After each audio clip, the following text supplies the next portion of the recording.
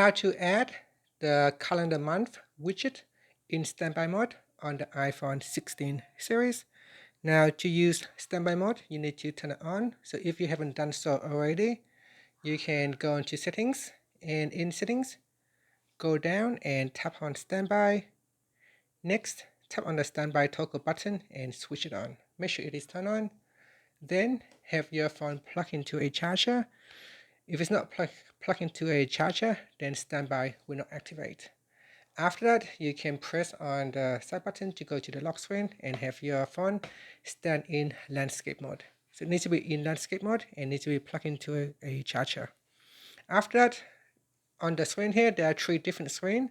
So you need to go to the widget panel screen. This is the clock screen, the photo screen, and the widget panel screen. In this widget screen, there are 2 panels, the left and the right.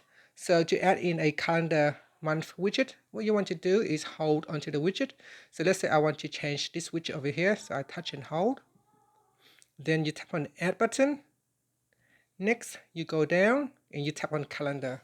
Now you can either choose from an item on the left hand side, or you can use the search widget at the top here. So I tap on calendar, and here there are 3 different calendar types.